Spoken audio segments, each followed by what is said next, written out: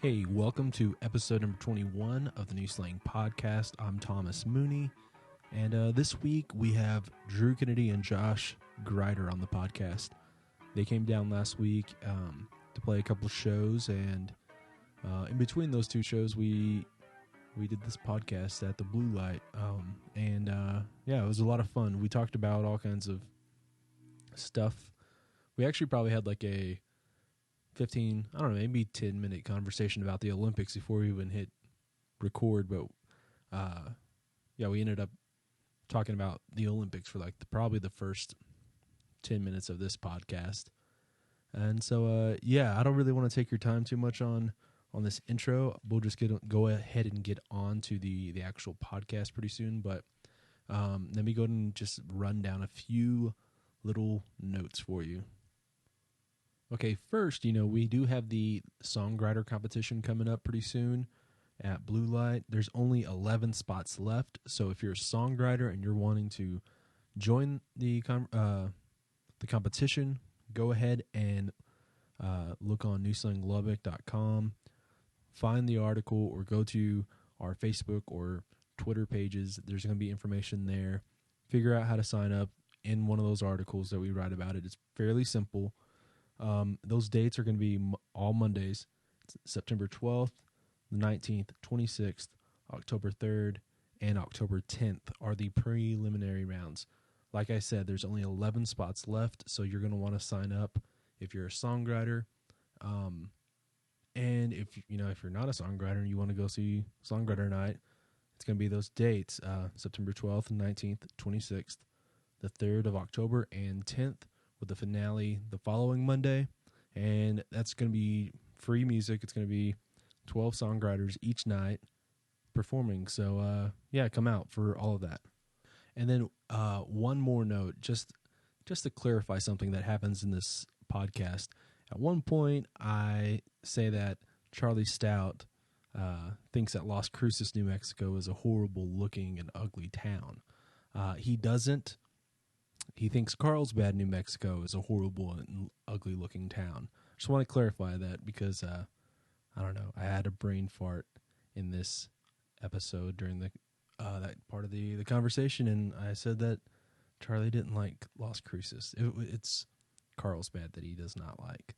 So, anyways, we'll go and get onto this really great conversation with Drew Kennedy and Josh Grider. I've already kind of like mic test everything. Cool. So go ahead and talk a little bit. If you want to raise that up, if you want, whatever you want to do. Hello. Raise hello. it up. Hello. Check. Hello. Are you gonna get How's right it on it sound? like that? Are you not supposed to? I've never done a podcast. This is hey, You can move it a little bit closer if you want. Go ahead. you got the beta. Check. One, the beta. two. I got the. How's that? Really 58. How am I? Am I good? Yeah, you guys are No, guys you are both actually good. have a I should beta. probably. No, you have a beta. You do too. Oh, there's no ring on it. The rubber band is gone. Yep. Well, We're gonna argue about what kind of microphones we're I know. talking Like I'm into. just over here going. Like, Sorry. I have no idea what. This is what you're getting into with us. So You've got the beta. Olympics, yeah. Yeah, this is the best. The Olympics are the best, and I would totally be cool with having more of those events on regular television. I wish the interest would be there. I guess it wouldn't be. Right? Yeah. Remember ABC's Wide World of Sports? Right. Like, all kinds of weird stuff would be. And on they there. wore matching yellow blazers to broadcast. Yeah. What happened to that? Yeah. They should do it maybe every 2 years. Just Right. bring the Olympics around, the Summer Olympics every 2 years. But then what about the Winter Olympics? Yeah. Like, is there anything cooler than like the 4-man bobsled? No. See, if they could somehow do it where you did both summer and winter every Right. 2 years. Yeah. Bill Simmons. I'm going to talk about Bill Simmons. a whole bunch about this Olympic stuff because I'm stealing a whole lot of his Yeah. shit here. But he, he says like you should have different events in different places, not like where they just have it all in Rio. Like if you had the Olympics every 2 years, but you always had them in like London and like I think he said like Los Angeles and like Tokyo or something like that, somewhere in Japan, and just had them in three places or something like that, and you just went wherever you wanted to go see stuff. I'm having an idea. What if you qualified in your sport, right? But then when you get to the Olympic Village, they hold a big lottery system, and then you don't get to play the game that you qualified for necessarily. Like the men's basketball team has to do rowing, or the swimmers are playing That would be basketball. great. I would love that if they just had like Wacky Wednesday at the Olympics and just mixed it up totally.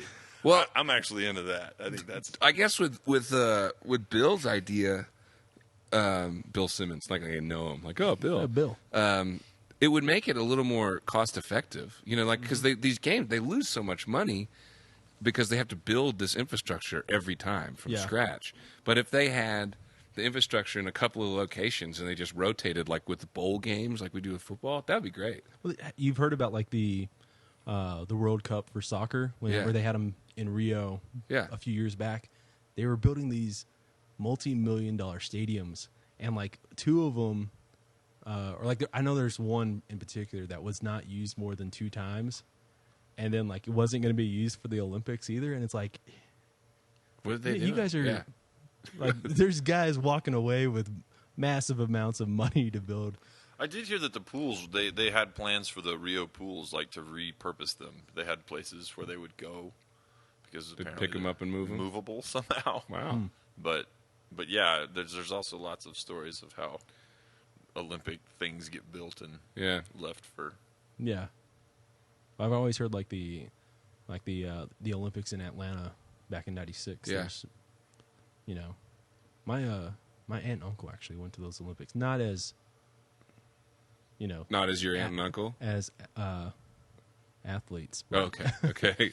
Just wanted to clarify. I mean, I got a gold medal in Uncle. The at the Atlanta Games, the athletes' village is like dorms for Georgia Tech, and the stadium was that's where the Braves play until they build this new stupid stadium just north of Atlanta. They're moving to a new place. But they repurposed a lot of that stuff, Yeah. Right, and they talked about trying to pick cities with infrastructure. Like in L.A., they have a bunch of places where they can actually use use the stadiums and the pools and stuff. But you remember in 1996, wasn't that there was a bombing at the Olympics? Yeah, that's Atlanta. Yeah. In Atlanta, right? LA too is also spread out enough Yeah. to have like things and not be over, because that's one of those things that the people who live in those cities always talk about, is that for your life for those 2 or 3 weeks is going to be just living hell, Right. with all these people coming in. But in LA, I really don't feel you would feel a difference Because it's spread out. Mm-hmm. It's kind of like New Braunfels every weekend in the summer. Like 250,000 people show up to float the rivers. Yeah. It really kind of is like modern country songs. A lot of barefoot and bikinis. Yes. In places that there should be neither. And rap music. And you're just like, huh? How's all this working out? Yeah. It is weird to live in New Braunfels and see like a troop of bikini-clad girls walking down just a residential street, a couple of blocks away from the nearest bar or river, just walking. It's like, huh. Yeah. How do you guys handle living in a place that, obviously, that happens every weekend? Like, I mean, there's no rivers around here. Yeah. But that happens. Yeah. Around Well, Lubbock, you get good at planning your alternate routes for weekends if you need to get somewhere. But I mean, that's why we live there, right? Well, yeah. I mean, I'm new. Drew's been there a lot longer than I have, but yeah, that first summer, like HEB starts getting weird with everybody coming in, stocking up. And, but yeah, we get to live on pretty somewhat lax hours, and we're gone a lot of weekends. That's when it gets really crazy. So kind of miss a lot of the total insanity. But in the having Schlitterbahn as sort of, if you get the season pass, you can basically treat Schlitterbahn as your community pool, and you can just drive down and spend a couple hours. And I mean, if you got kiddos, it's pretty awesome. Yeah. Yeah, I don't know. We don't have. I guess there's something sort of like that here. I went to it as a kid. The pool at the Clarion Hotel. So is that where you guys are staying? Yeah, that's where we're staying. The paper thin. We got a great paper thin walls. Yeah, we do have a great pool view. Yep. See, when I think of like pools for hotels, I always think of like family vacation. Mm-hmm. That's just yeah. And is Christy Brinkley in it when you think of that pool? No. Oh. Isn't Not that really, she's but in that one, right? Oh yeah. I thought she was the one who's driving the ar. Though. She is, but then she's in the pool. Remember, she later. shows up at the pool, and also Tommy Boy. That's always a very strong pool. I mean, I think they were paying homage to Christmas Vacation with that whole scene. But well, does anybody ever ask you this? How are you doing, Thomas? Are you doing good? See, I hate that question so much because it's just like. It's, I'm doing I'm just okay. It's like when Mark Maron interviewed Terry Gross. And she tried to turn it around on She was like, I don't like getting questions asked of me. I like to see, like, I don't mind, like, questions. if you ask a specific question, but, like, just the... What's up? How are you doing? Like, I don't know what to say other than... just... Because that's what you want. That's the response you want. I don't know necessarily about Drew. Drew feels like... You look at Drew, and when he asks you that question, it feels like you really... I really want to know what... But how are most you? of the time when people ask that, they just want to be like, I'm just... Yeah, no, Josh, he's... Just, you get what you pay for with that guy. I know Drew a little bit better, I guess. Yeah. How are things? Inner voice, I don't care. Yeah. But that's a whole lot of people, right? It's just like, It becomes a small talk function. They don't want the... I don't know. I know, it is. It's a completely strange... It's a completely strange part of the culture where you ask like what can be a pretty personal question and really open up, give somebody the opportunity to really tell you something. And most people really don't care. Yeah. I care because you always listen to something new and good. You can always point me in the right direction of some good music that I wouldn't find on my own. Yeah. Yeah. New music. Okay, this is something that I feel is... It's not necessarily about new music, right? But what I'm going to talk about right here. All right, do it. When I was growing up, and when I mean like 16 to 22, 24, I was always like... What can I ask what years those were? 2005 to like 5 years ago. Right. So, anyways, like how... I guess like growing up, you kind of think like, I'm always going to find new music. I'm always going to know about new music. And, I started kind of doing this journalism thing pretty early on, and I've always kind of been about music. So I was always looking and listening to new music. And then, like, it feels like just this past year, and I was really into, like, indie rock music, specifically. A lot of, like, the Shins, the Strokes, Sufjan Stevens, stuff like that. Yeah. And, well, there's this one station on XM 35, and I always throw it to that. And, like, this last year and a half or so, there's, like, half of the stuff on there I have no idea. I've never heard before. And I just had the realization, like what the fuck happened? Like, is it that I turned it to, like, the grunge station right before? Yeah. And I notice way more of that stuff. Yeah. Than... Well, you've been pretty focused on your work here. Maybe you've been digging locally more than you would have otherwise. But, like, have you guys hit that moment yet? Have you guys had this, like, man, the kids these days? I have hit the moment where I don't actually care what anybody thinks is cool. I just look for stuff that really gets me going. And if it's the thing that the kids are not interested in at all, it doesn't faze me, or I won't go out of my way to check something out that the kids are into. I just kind of know what I like, and I look for it that way. What about you?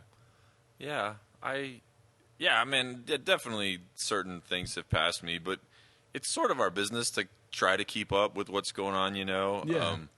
There's this weird bonus that I realized. My wife is a singer, and she plays in a lot of, like, party bands. Like, she's just a singer for hire, and she'll play with all these different bands. But party and cover bands, they're always keeping the set list somewhat current. They'll be kind of like the really big songs. I feel like I'm pretty in tune with what really, really big stuff is. But I definitely have friends. I mean, Drew, the whole ride up here, he's like, have you heard these guys? I'm like, no. Have you heard this? No. Have you heard this? No.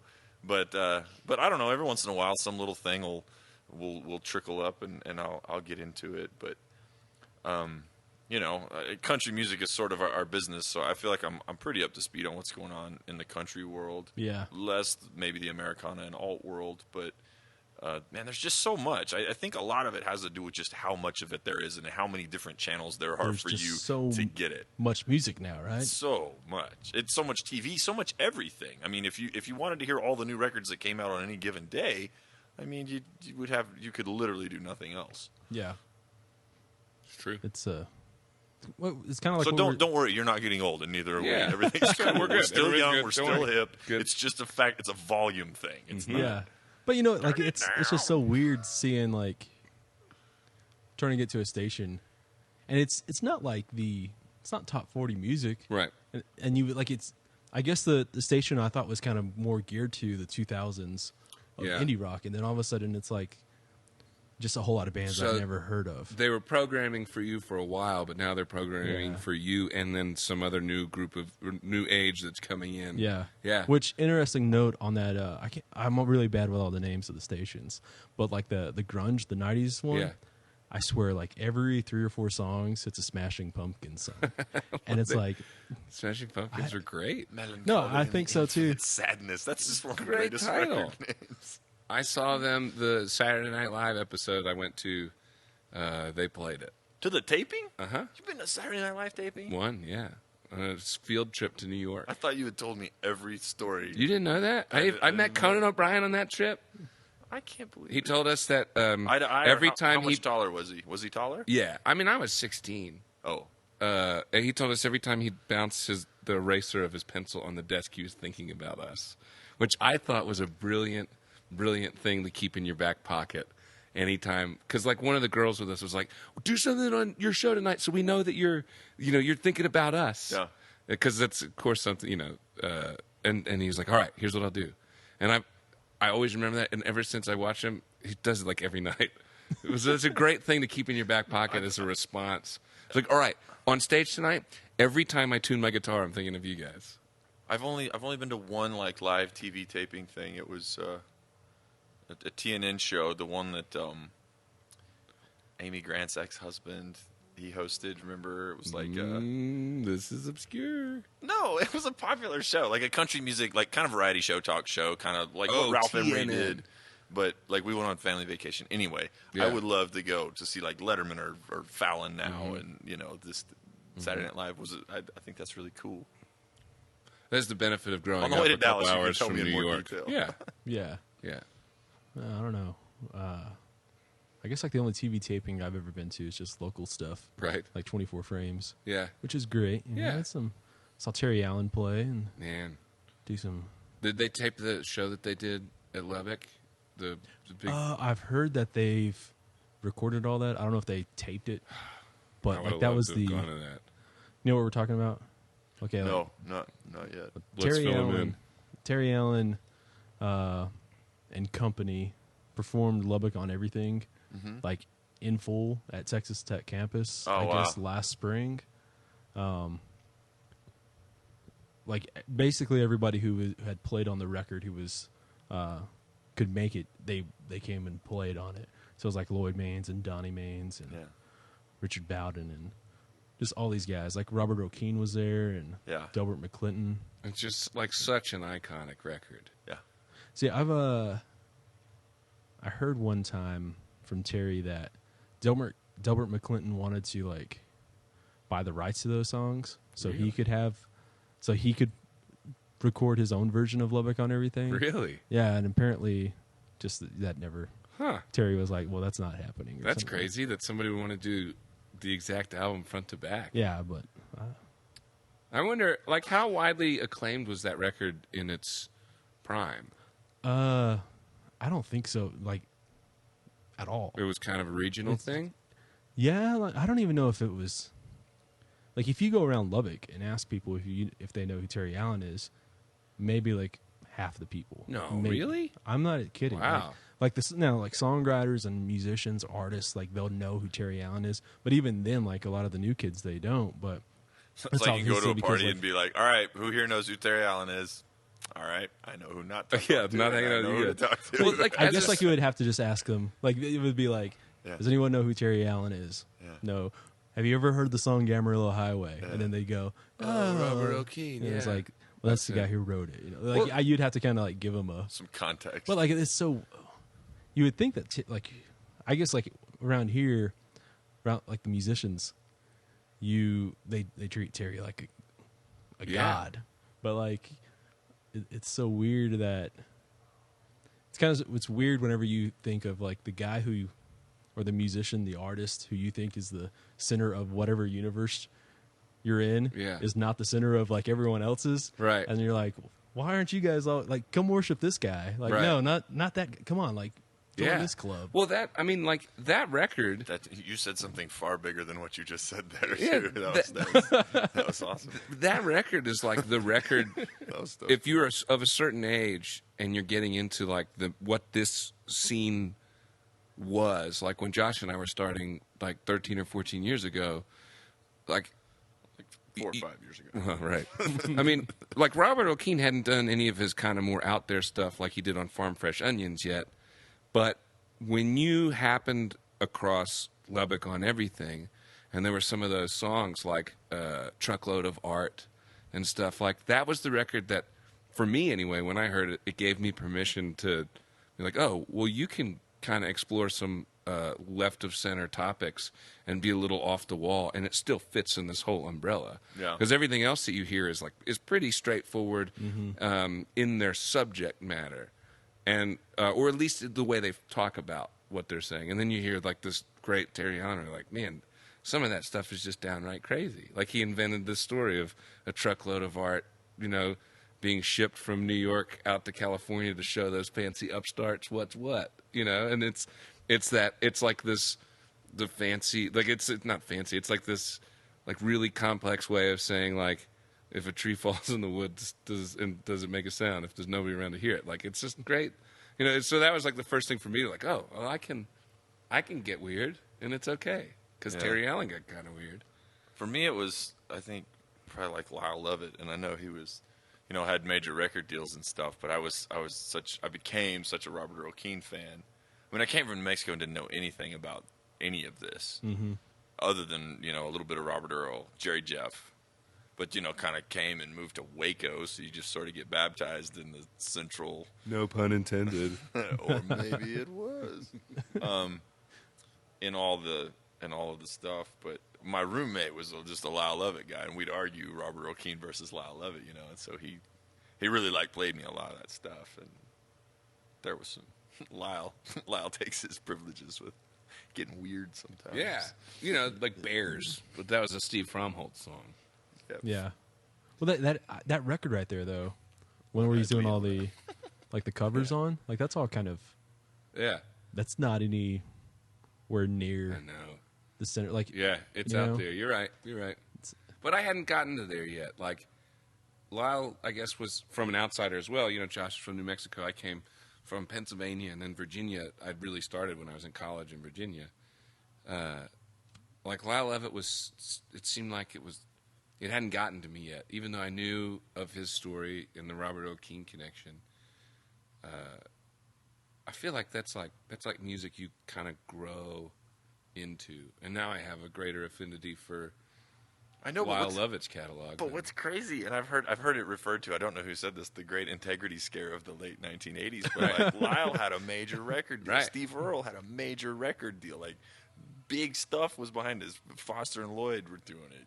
Katie Lang. Yeah, all those records came out like within a couple months. Rocking. Yeah, they'd all just the great integrity scare. I love that it's referred to as the great integrity scare of the late 80s. It's great.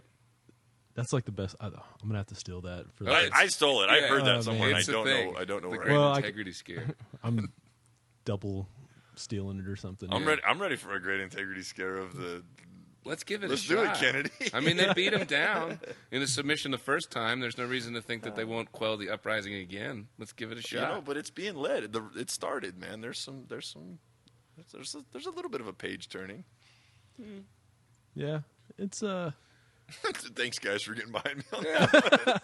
No, well, I was thinking about like what How about the Olympics? I was kind of okay. This is what I kind of find interesting too. Is in Texas right now, there's a lot of great music. Obviously, there's a lot of bad music too. We don't really have to talk about that. Yeah. But like what you're kind of saying on this turn the page stuff, some of the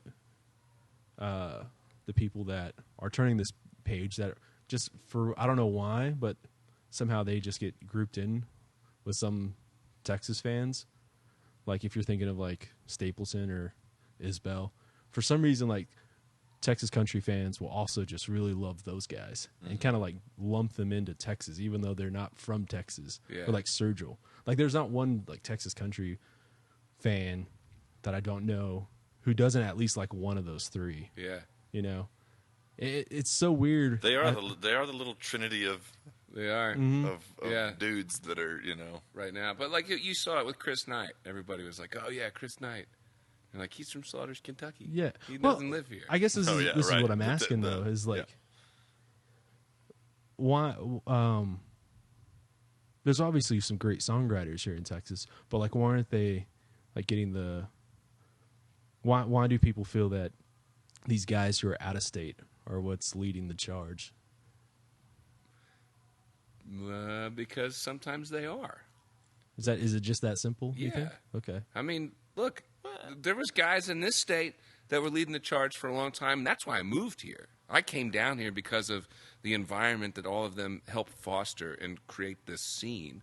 And well, yeah, I think it's always the hardest to get respect in your hometown or your home state, and not even respect, but to get like the full appreciation of what Pat Green did. You know, like when he outsold Dave Matthews, you know, in Dallas and things like that. Like everybody saw it happen.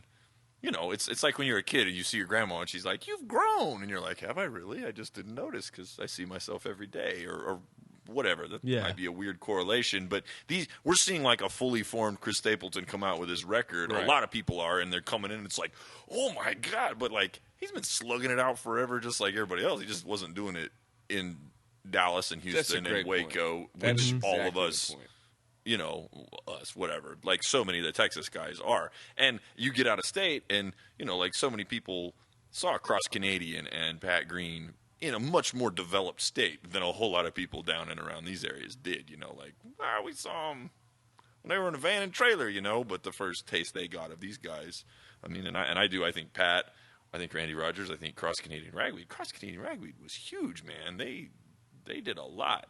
And of course, I guess they're representing Oklahoma, but you know, I think you're right. I think we had Texas and the red dirt scene has definitely had its leaders out there. Yeah. But that's a great point. These guys are showing up kind of fully formed, whereas everybody else, you know, in a regional music scene, like you go to the shows, you watch them develop, you see them take the leaps from record to record and show to show, whereas a lot of these guys. I got in a shouting match at George's Bar, and this might have been my college band. Whenever Pat Green signed his first, you know, major record deal, and them, you know, just these people bad-mouthing him for it, you know, and I'm just like, what are you talking about? This is great for everybody. This is great news. Why would you not take a promotion? Why would you not do this? Yeah. The whole, like, the term sellout in music, I think is such a, like, it's so easy to be flung out there. And very rarely, I think, people actually sell out.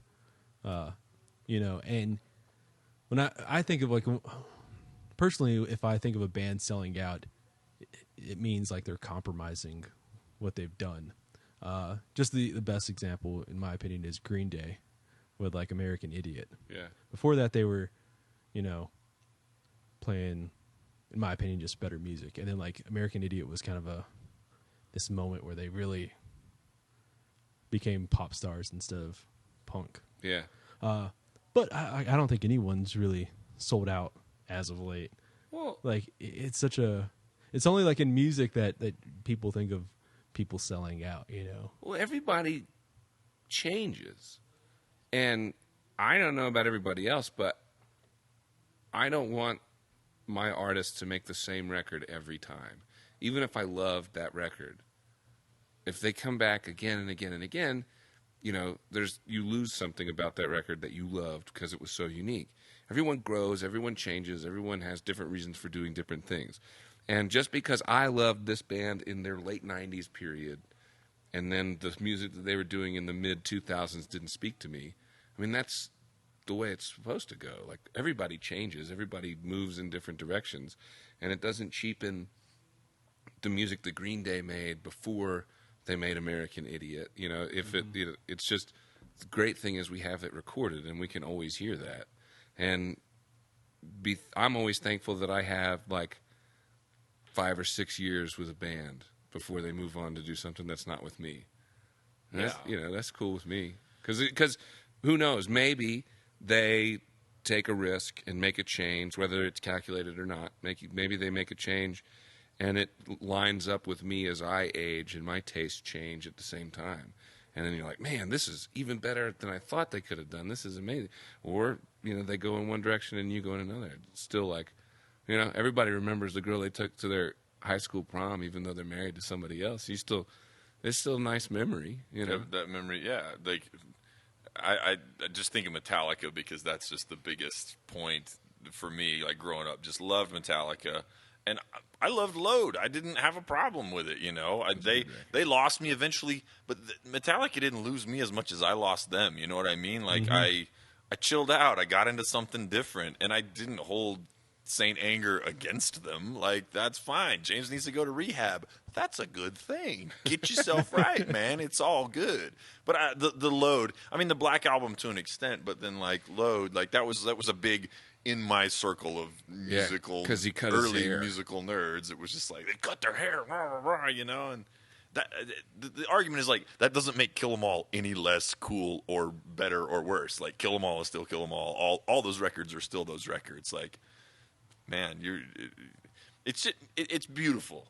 When I see people get so upset about selling out, like it might be misguided passion, but it's passion. It's because they love music. They love an artist, and that's what every artist selfishly wants. You want somebody that connects on such a deep level with your music that the thought of you being anything different than exactly what they fell in love with, like, assaults them on every level. And I mean, if you can get fans of that level, then that's great.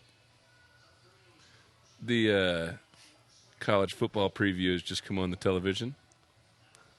I don't know if you noticed, but like 5 minutes ago, you were like playing next door. Yeah, it was good carpentry, wasn't it? I was sitting there and I really? Yeah. It was going on. I was like, I think that's good carpentry. I did not notice that.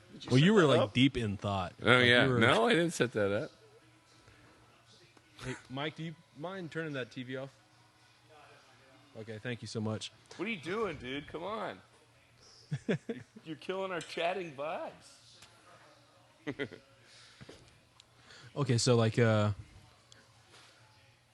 guys are spending time in Nashville. Yeah. Doing stuff up there. You said like once a week?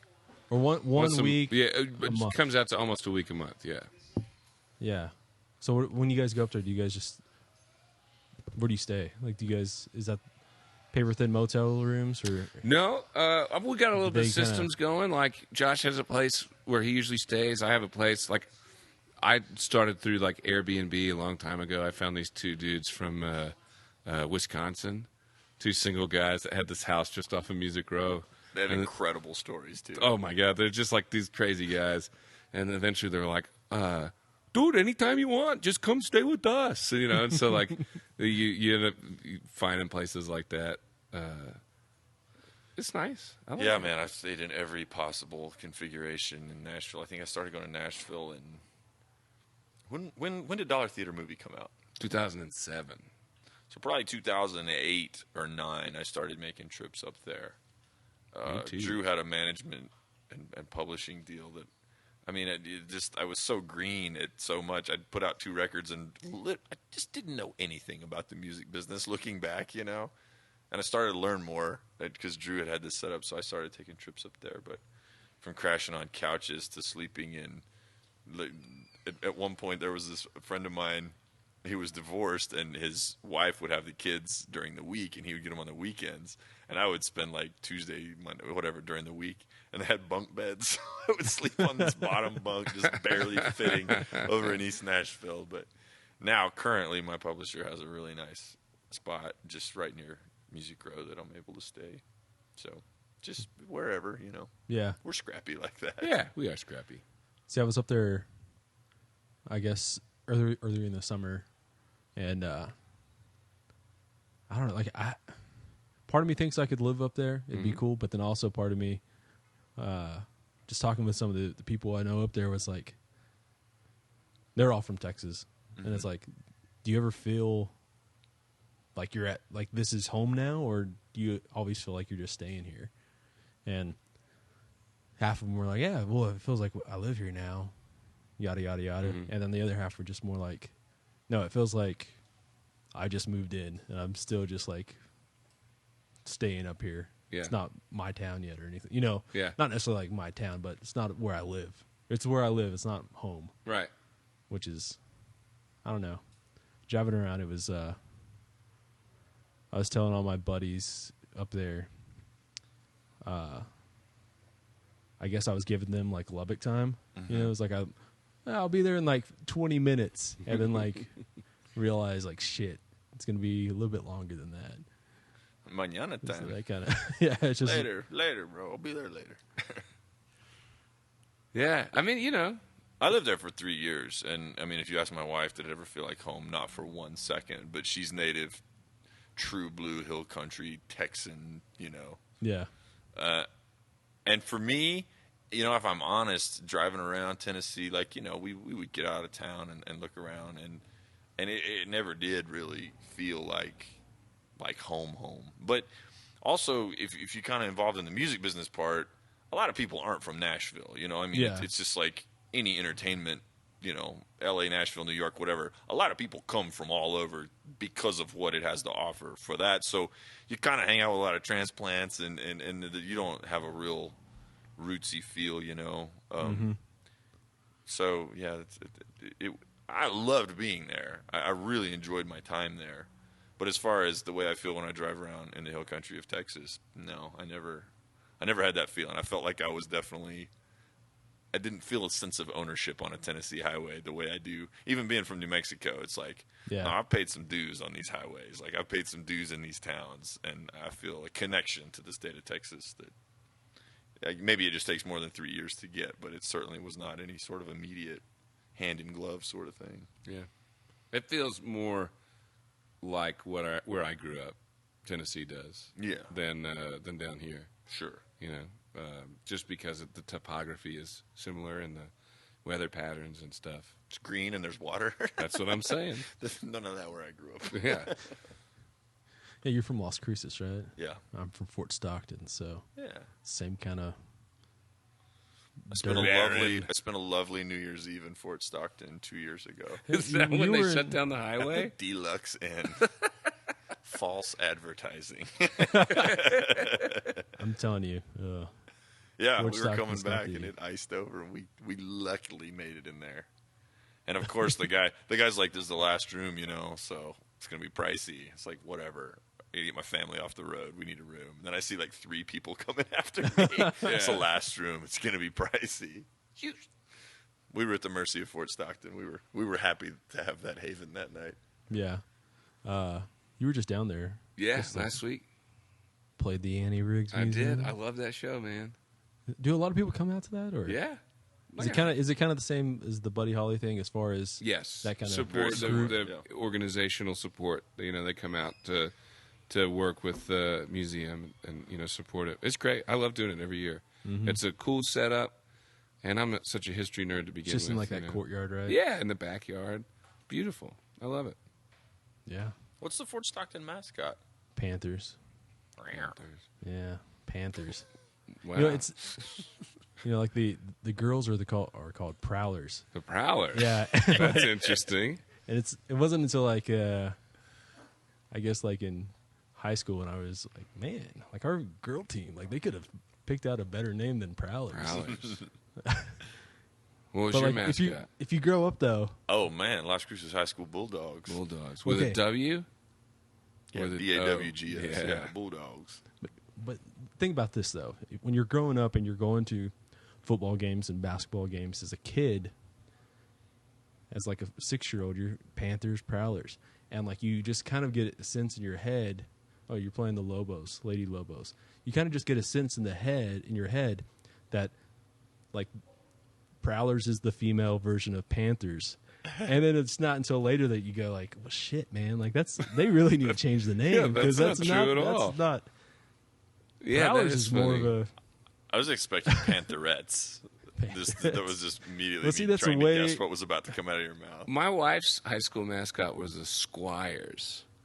And so the women's teams were Squireettes, which kind of goes against the definition of squire. She went to DeLone Catholic High School, and I always thought they missed a huge opportunity by not naming themselves DeLone Rangers. Yeah. Thank you. Yeah.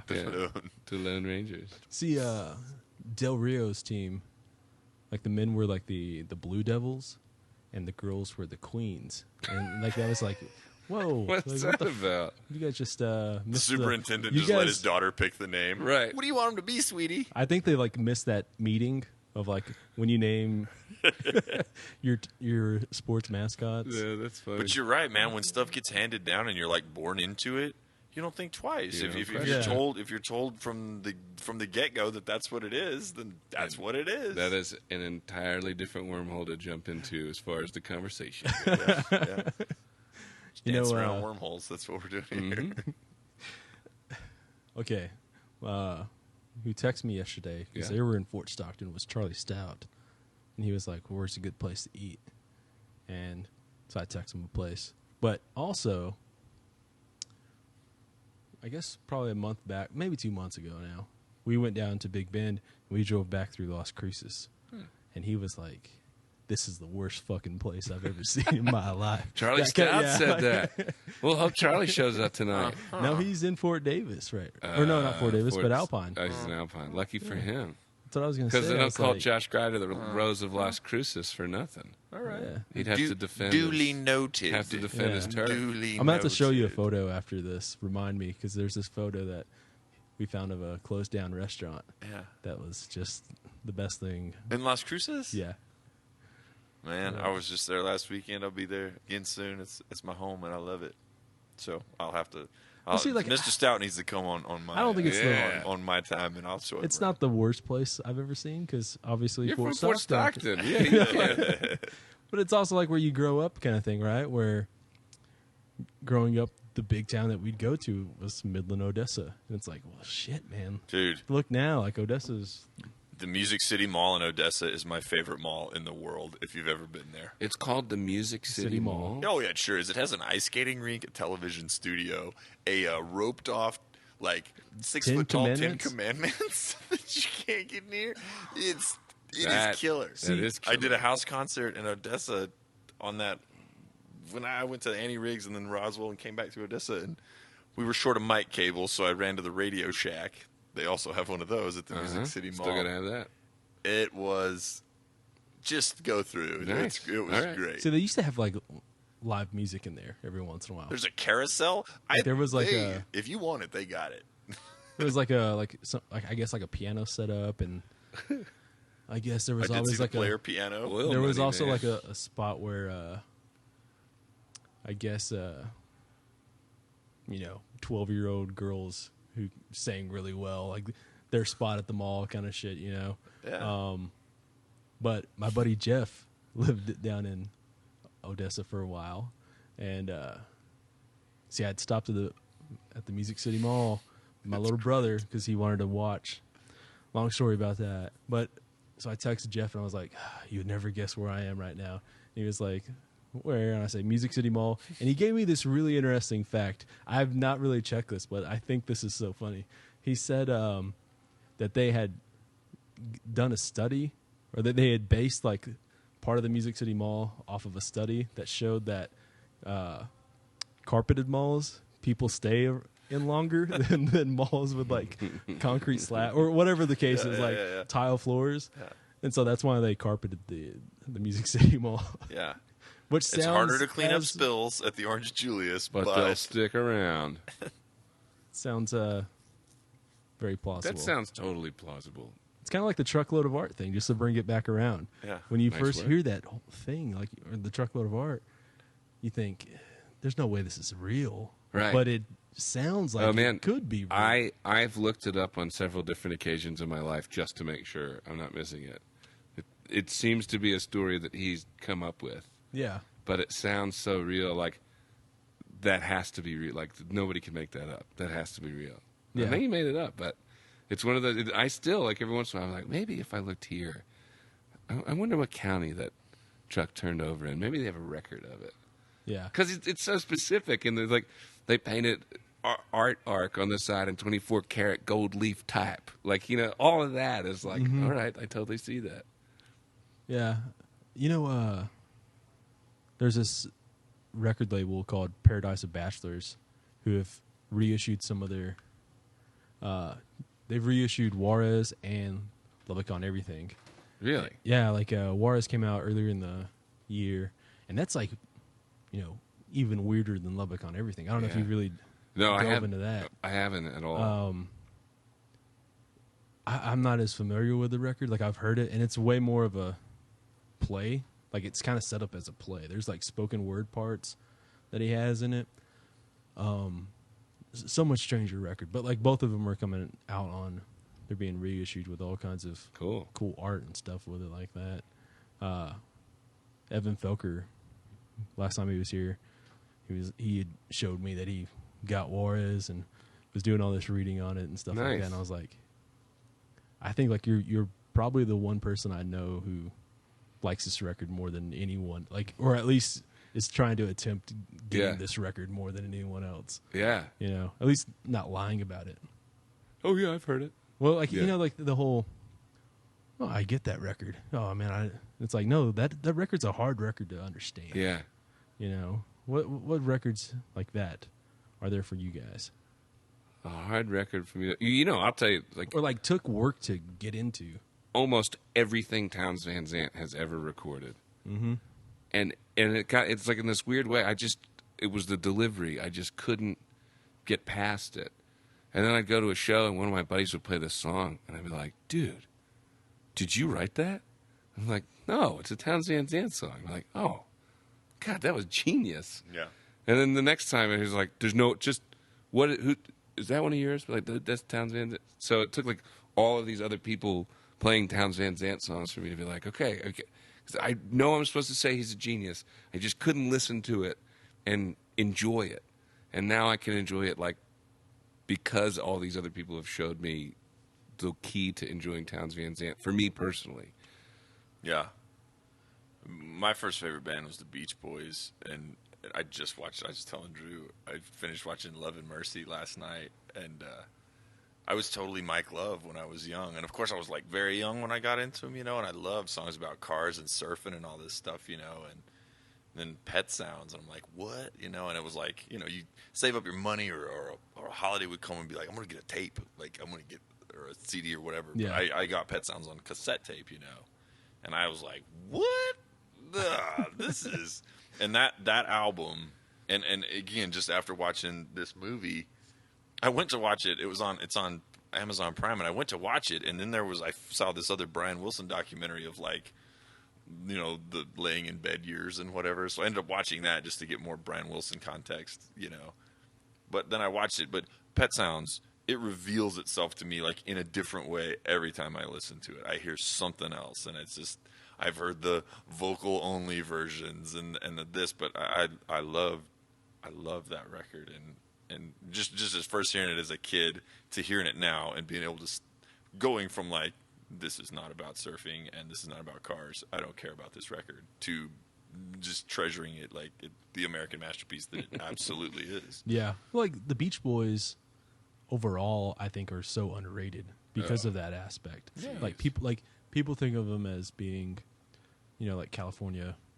surf songs, right? Like great harmonies.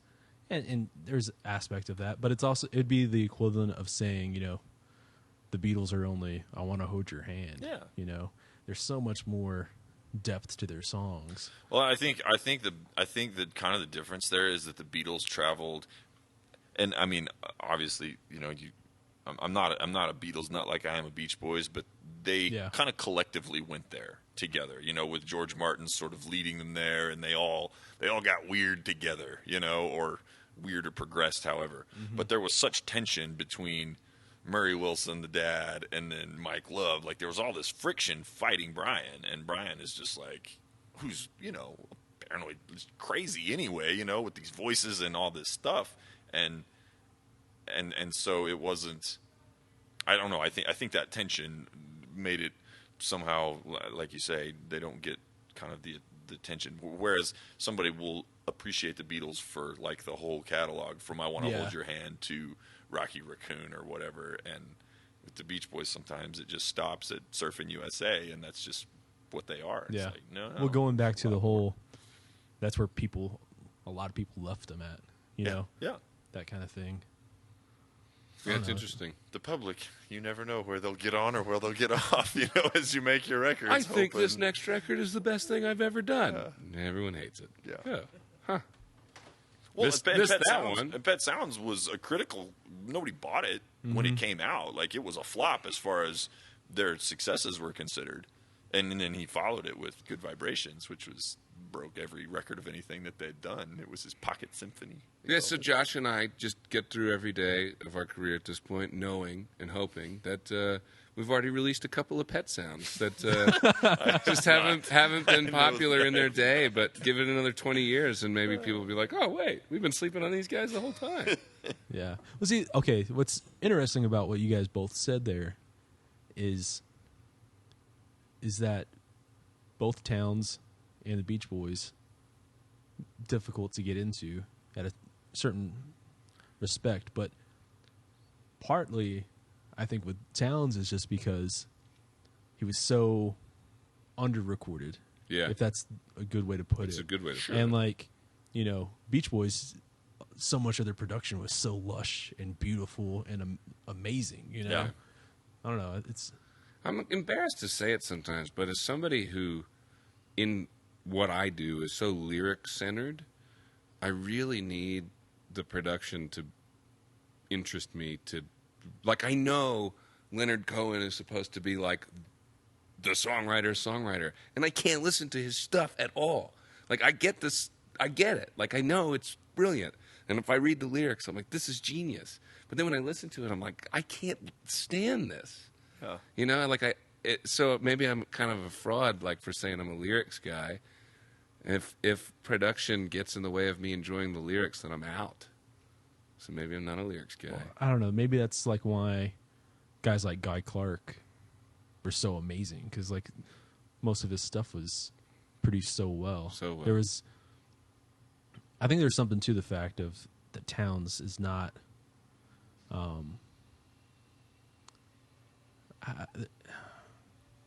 There's not as much of a easy melody to get into. Yeah. It's so much Maybe of like the most sad bastard kind of. Which I usually like. Were you going to yell at me? You did like the tip of your head thing To when I the say Cohen? something where you're like, huh. No. Okay. No, not at all. Yeah. So you don't like Leonard Cohen at all? I mean, I like the stuff. You like hate I Leonard know Cohen, I don't or- hate Leonard Cohen. Like, I can appreciate what those songs are. I'll throw down I a just rope. don't want to hear Leonard Cohen singing them. Is it his voice? Or Yeah, it's his voice. I can't. Okay. Like, I love it when I hear somebody else singing it. I don't know what that makes me. It makes me a phony. Well, yeah, I mean, Townes Van Zandt. It's not hard to get into Townes Van Zandt if you're hearing Willie and Merle sing Poncho and Lefty. It's Yeah. like, I love this, but if you jump into, some hardcore Townes, Yeah. just being Like, Townes. Daryl then- Scott recorded a Town song on his new record. Is it Loretta?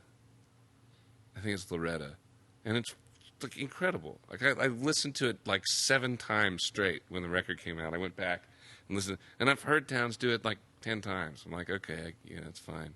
And then I hear Daryl Scott do it. I'm like, this song is so brilliantly written. Well, I can't get over it. It just, it speaks to presentation, and it speaks to.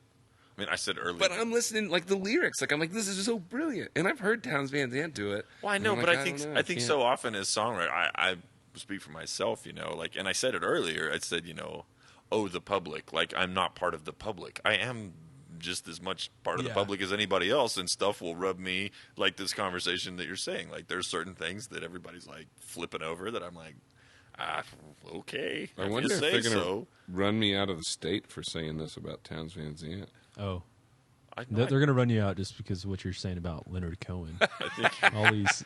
you're going to get run off the Would that planet. be? You're getting expelled All right. to another planet. Send this guy to whatever penal colony we can set up. Send him to Georgia. Well, yeah, the Australia. presentation's Something. everything. We talked about Georgia, yeah. Stapleton wrote that song that Darius Rucker had a hit on, the comeback song. This is my bad comeback song, and Darius did it, so it was totally like Frank Rogers produced, like slick as top 40 Nashville can be, you know. And I didn't know it was a Stapleton song until all the Stapleton stuff are happening. You start digging and being like, what's he been up to? Oh, he wrote that, he wrote that, he wrote that, you know. And then I find a YouTube video of him singing that song, and I'm like, what? Hook, line, and sinker, man. I'm in. That was great. Because Stapleton is this incredible singer, and it was him and a guitar at some kind of thing, and it was just like, you know, wow. There's actually probably 3 or 4 songs on that record, Traveler, that I think people gushed about the record, and I did too. I think it's a great record. There's like 3 or 4 songs on there where I've seen people who like, you know, fuck Nashville country, fuck Luke Bryan kind of stuff, right? And I go, if Luke Bryan sang that song that Stapleton wrote, that one in particular that you just love, you would think it's the worst song ever. Yeah. And like in particular, I think like the song like Parachute. Right. If one of these like top 40 Nashville, or not top 40 necessarily, like top 5 Nashville guys did that song, I think people would be going like, fuck that song. And it's like, no, it's a good song, but like the reason why you like it so much is just because Stapleton did it. Yeah. You know? Yeah. There's a wormhole to jump into. But exactly what you're saying happened. You know, that song, Stapleton is a writer on that Luke Bryan song that he sang for his, you know, the story. He sang it, he debuted it on like the CMAs or something. He sat on a stool. The song's called Drink a Beer. And Stapleton is a writer on it. I think Luke is too. But like, if he had put it on Traveler, and the chorus is, I think I'm going to sit right here at the edge of this pier and drink a beer. That's the chorus. You know what I mean? And Luke can put it out, and people will just, you know, dismiss it immediately. And if that had been on Traveler, you're right. It would probably been received in a whole different way. Yeah. Have you guys seen Stapleton play? Yes. He played up here in Lubbock. I don't know, probably 3 or 4 months back. And like, it was way better than I thought it was going to be. Like, I thought there's no way he can sound like the record. And it's like, well, fuck, man, those guys sound like the record. It's not just his voice that sounds like the record. It's everything, like the players, the music. Yeah, there's no artificial filter in that. That's all it. I had a ticket to see him at River Road Ice House, and then I had a friend who offered me a show, but I was playing somewhere, so I couldn't do it.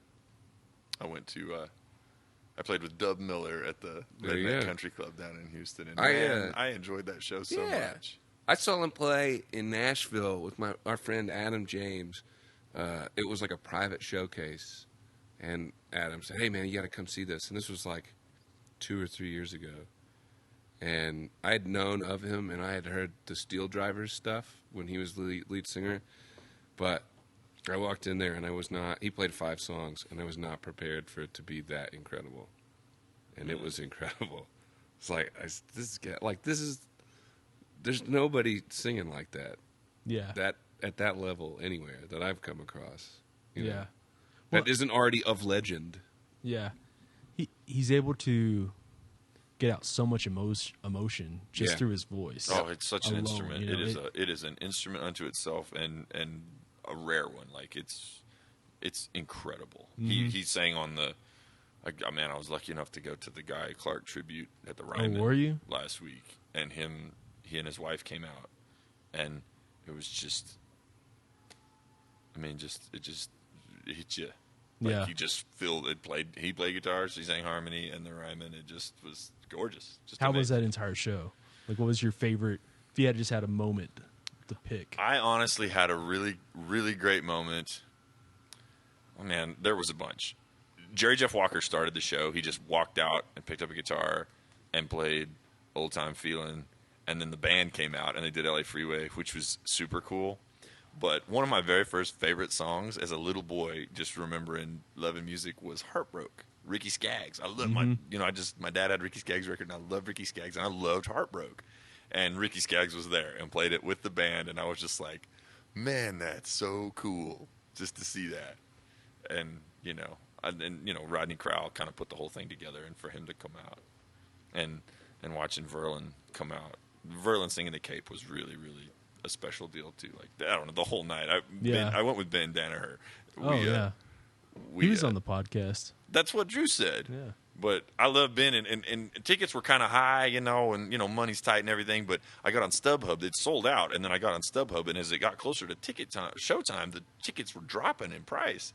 So it got down to $20 a piece, and about an hour before the show, and I told Ben, I said, "Should we go?" And he's like, "Man, I'm kind of tired. I don't know." And I was like, and then we stopped, and we're like, "Wait, no, we are definitely going." And we went, and we were sitting there for 2 minutes, and Ben goes, "I am so glad that we did not come to this, man. This is incredible." We had floor seats. It was a super cool night. I was very lucky to be there. Just happened to be there. I saw Robert O'Keen's tweet that he was doing it like the week before, and I was like, "Ooh, what's this?"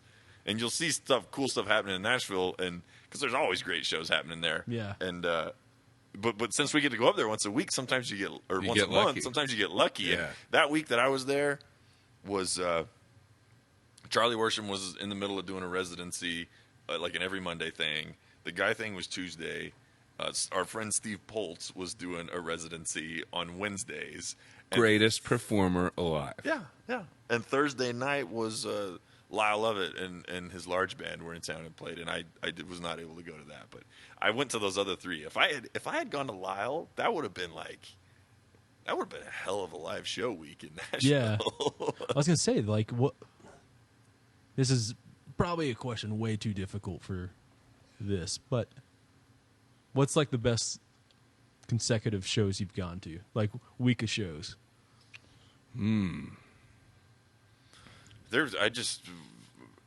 Honestly, I might be coming off mine. It's the easiest to remember, but like growing up in Cruces, there was not a consecutive show option, and then I went to school at Baylor and Waco, and to be quite honest, there wasn't a consecutive show option there either. Yeah. It was. Yeah. It would have to be. I mean, it'd have to be like there's from some of the festivals, the Larry Joe Taylors and the Steamboats and stuff. There's been some really cool nights of seeing acts, but man, watching all those performers at the Guy thing, and then Steve Poltz, who is the greatest entertainer alive, on earth. like. That was a pretty great run for me. It'd be hard to think of another one. That is pretty great. Maybe I can. I caught in 3 days. I caught Todd Snyder, a Bruce Robinson, Jack Ingram, Charlie Robinson show, and then the first time I saw James McMurtry in 3 straight days. And that's pretty strong. That's great. Todd Snyder was my unseatable. Were you on the Bills or no? Went to him. Todd Snyder was my undefeated greatest performer on earth until I saw Steve Poltz play for the first time, and I was like, "That is untouchable." We had him play at the Red River Festival last year, and the only people that had heard him before or seen him before were me and Brandy Zidane, and everyone was like, "What's the deal with this guy?" We're like, "All right, just wait and see." And right before he went on, Walt Wilkins was like, "All right, you've been talking a big game about this guy, so he better deliver." And after he was done, Walt was like, "That was the greatest fucking show I've ever seen in my life." And I was like, "I told you, he's undefeated." Yeah. So anybody listening to this, if the Bands in Town app pops up and you see Steve Poltz coming within 100 miles of your town, 150 miles, you got to go see him. And if you disagree with him, if you leave that show, I honestly, this is honest. I will stand behind this. If you leave that show and don't feel like it's one of the greatest things you've ever seen, I will pay for the gasoline that you use to go to and from the show. He means it. He's. You can't see this because this is a podcast, but the look in his eye and the pointing. I was pointing at the table, just the one finger tapping on the table there. Yeah, I mean that. He'll do it too. So there you go. Yeah. Take that guarantee. Take that guarantee to the bank. Yeah. Well, just to give mine, the one that pops up for me 3 days in a row was here at Blue Light. Mm-hmm. It was Meat Puppets and One Wolf. One Wolf was this local band here, fronted by Daniel Markham. I was going to say it's Daniel's band. Yeah. That next day was Jason Isbell back before Southeastern. Basically, it was like. Did I open for him? No, Because I opened for Isbell here. I don't think it was this show. The 400 unit. No. Huh? Yeah, so I opened that No, show. no. Here. I've seen Isbell twice up here before. It was the day after he played Letterman. Yeah, I don't know. I don't think you were on this bill. Okay. But I know he's played up here twice before the last time. At Blue Light? Yeah. No, he's played twice, yeah. And then that next night was Old 97s. And that's always a good show. Like that first show I saw them here was so packed.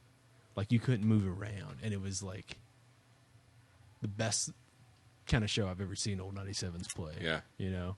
So that's a good one. It was a pretty good 3 days. But, that is a good one. Yeah. Well, we're running on an hour here. Yeah. People guys- get tired of us. Just getting warmed up. So, here in a few minutes after we get back, be ready for